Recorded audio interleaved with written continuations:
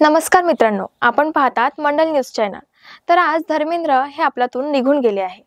आम्ही तुम्हाला त्यांच्या जीवन प्रवासातील माहिती सांगणार आहोत। जुळून रहा मंडल न्यूज सोबत। भारतीय चित्रपट सृष्टीतील एक तेजस्वी, देखणा, खंबीर आणि प्रेमाने भरलेला अभिनेता, ज्यांनी जवळपास 6 दशकांपेक्षा अधिक काळ प्रेक्षकांच्या मनावर अधिराज्य गाजवले। त्यांचा प्रवास हा केवळ एका अभिनेत्याचा नाही, तर शेतकरी मुलाच्या स्वप्नाचा, संघर्षाचा आणि अखेर जिंकलेल्या शिखराचा सुंदर इतिहास आहे। 8 डिसेंबर 1935 रोजी पंजाबमधील लुधियाना जिल्ह्यातील नरसाली या छोट्याशा गावात धर्मेंद्र यांचा जन्म झाला। त्यांच्या वडिलांचे नाव किसन सिंग देओल आणि आईचे नाव सत्यवती। कुटुंब साधे, कष्टाळू आणि सगळ्यांशी प्रेमाने वागणारे। शेतात काम करणारे वडील, घरात शांत वातावरण, असा साध्या घरात त्यांचे बालपण गेले। लहानपणापासून धर्मेंद्र हे शांत, संयमी, भावुक आणि आतल्या आत स्वप्ने पाहणारे होते। शाळेत असताना ते फार बोलत नसत, पण मनात चित्रपटांची जादू त्यांना भुरळ घालत होती। त्या काळात ते गावातील थिएटरमध्ये दाखवले जाणारे चित्रपट पाहण्यासाठी मैलोन मैल चालत जात असत। त्या काळचे त्यांचे आवडते कलाकार होते दिलीप कुमार, अशोक कुमार, देव आनंद। त्यांनी एका मुलाखतीत सांगितले होते, मी दिलीप कुमार साहेबांचे चित्रपट पाहायला वेडा होतो। त्यांच्या अभिनयाने माझ्या मनात काहीतरी पेटले। कॉलेज झाल्यावर त्यांच्या मनात एक स्वप्न, चित्रपटात जाण्याचे, परंतु घरची परिस्थिती पाहत हे स्वप्न अशक्य वाटत होते। दिल्ली अथवा मुंबई जाण्यासाठी पैसा नव्हता, ओळख नव्हती, पण नशीब हे धैर्यवानाच्या पाठीशी उभे राहते। 1958 साली फिल्मफेअर टॅलेंट हंट स्पर्धा जाहीर झाली। धर्मेंद्र यांनी धीर करून अर्ज केला आणि त्यांनी आपला फोटो पाठवला। त्यांच्या देखण्या व्यक्तिमत्वाने परीक्षकांना भुरळ घातली। अखेर त्यांची निवड झाली।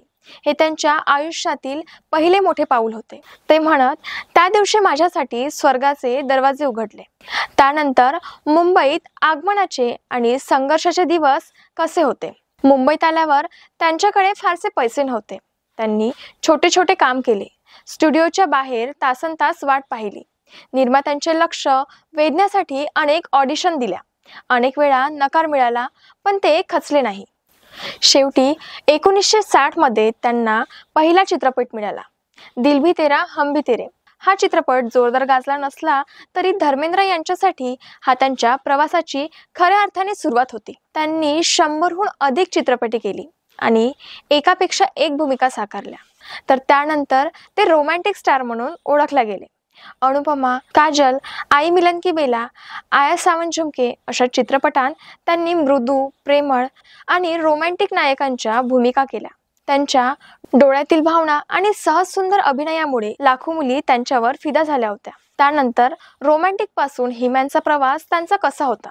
फूल और पत्थर, यादों की बारात, शोले, धर्मवीर, राजा जानी, खून पसीना या चित्रपटांमधील त्यांच्या दमदार व्यक्तिरेखेमुळे त्यांना हिमॅन ऑफ बॉलिवूड ही उपाधी मिळाली। त्यांच्या शरीरयष्टीमुळे आणि स्टाईलमुळे ते त्या काळातील सर्वात आकर्षक ॲक्शन हिरो होते। त्यानंतर त्यांनी विनोदी भूमिकाही साकारल्या। चुपके चुपके हा त्यांच्या विनोदी अभिनयाचा शिखरबिंदू मानला जातो। ऋषिकेश मुखर्जी यांच्या दिग्दर्शनाखाली धर्मेंद्र यांनी इतका नैसर्गिक विनोद केला की आजही हा चित्रपट लोकांच्या आवडत्या कॉमेडी चित्रपटाच्या यादीत आहे। शोले मधील त्यांनी अमर भूमिका साकारली। ती म्हणजे कशी? शोले हा केवळ चित्रपट नाही, तर एक युग आहे।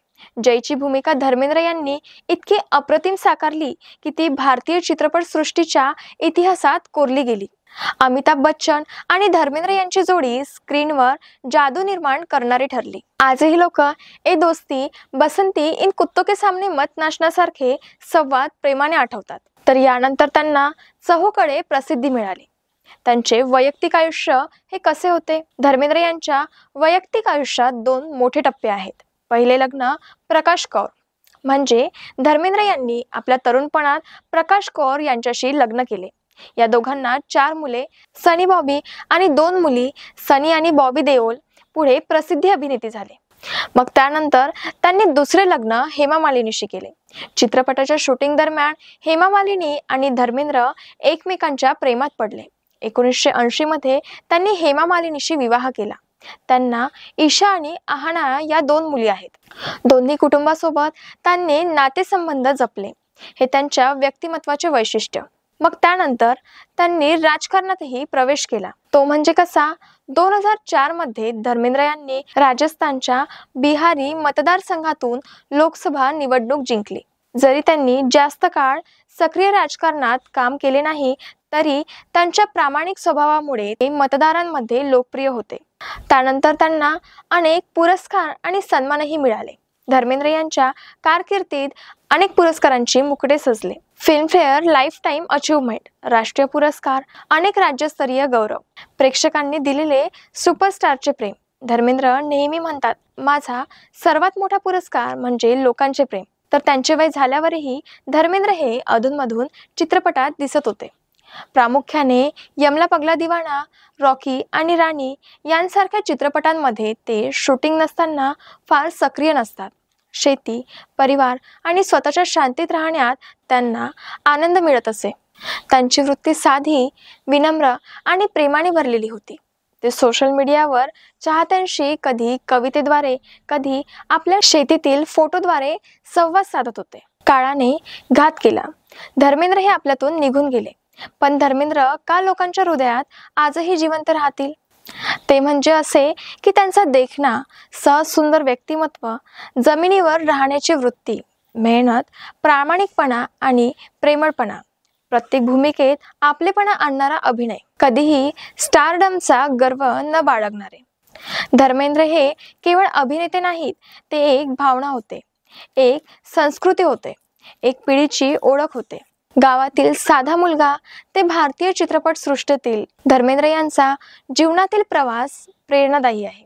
संघर्षातून उभा राहून स्वप्ने पूर्ण करण्याचा, मेहनत आणि प्रामाणिकपणे आयुष्य घडवण्याचा हा संदेश त्यांच्या जीवन प्रवासातून मिळतो। धर्मेंद्र हे आजही भारतीय सिनेमाचे घरेलू नाव आहे आणि पुढील अनेक दशकातही ते राहतील। मित्रांनो, हा होता आमच्या मंडल न्यूज चॅनलचा धर्मेंद्र विषयीचा स्पेशल वृत्तांत। तर आमच्या चॅनलला लाईक करा, सबस्क्राईब करा आणि बेल आयकॉनला क्लिक करा। तुम्हाला जर हा व्हिडिओ आवडला असेल तर नक्कीच शेअर करा।